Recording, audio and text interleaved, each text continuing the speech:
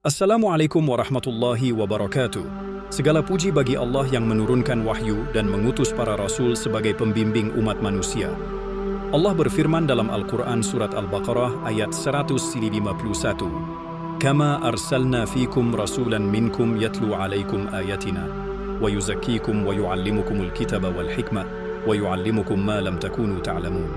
Sebagaimana kami telah mengutus kepada kalian seorang rasul dari kalangan kalian, yang membacakan ayat-ayat kami kepada kalian, menyucikan kalian, mengajarkan kitab dan hikmah, serta mengajarkan apa yang belum kalian ketahui. Ayat ini menegaskan bahwa keberadaan Rasul bukanlah peristiwa sekali lalu, melainkan sebuah sunnatullah yang terus berulang. Rasul hadir untuk 3 tugas utama: membacakan wahyu, menyucikan jiwa, dan mengajarkan kitab serta hikmah. Lalu Allah menegaskan kembali dalam Al-Quran Surat An-Nahl ayat 36. وَلَقَدْ بَعَثْنَا فِي كُلِّ أُمَّةٍ رَسُولًا أَنِ يَعْبُدُوا اللَّهَ وَاجْتَنِبُوا الطَّاغُوتَ. Dan sungguh, kami telah mengutus seorang Rasul pada tiap-tiap umat agar mereka menyeru, sembahlah Allah dan jauhilah tagut.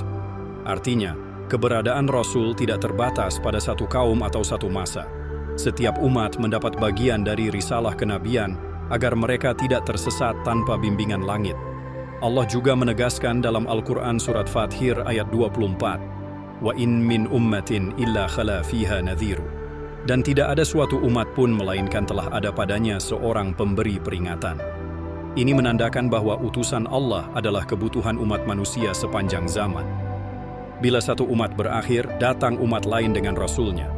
Bila satu generasi berlalu, Allah membangkitkan generasi berikutnya dengan pembimbing baru. Maka, tidak mungkin Allah membiarkan manusia tanpa penerus risalah. Karena tanpa Rasul, siapa yang membacakan ayat-ayatnya? Siapa yang menyucikan hati manusia? Dan siapa yang mengajarkan hikmah? Bahkan Allah menutup perintah ini dengan janji dalam Al-Quran Surat Al-Maidah ayat 67. Ya ayyuha lar-rasulu balligh ma unzila ilaika min rabbika. Wa in lam taf'al fama ballaghta risalatah wallahu ya'simuka minal nas. Wahai Rasul, sampaikanlah apa yang diturunkan kepadamu dari Tuhanmu. Jika tidak engkau kerjakan, berarti engkau tidak menyampaikan risalahnya, dan Allah akan memelihara engkau dari gangguan manusia. Ayat ini menunjukkan bahwa risalah Allah harus terus disampaikan. Jika tidak ada Rasul penerus, bagaimana risalah itu sampai kepada umat setelahnya? Maka jelaslah, keberadaan Rasul adalah kebutuhan yang tidak pernah berhenti.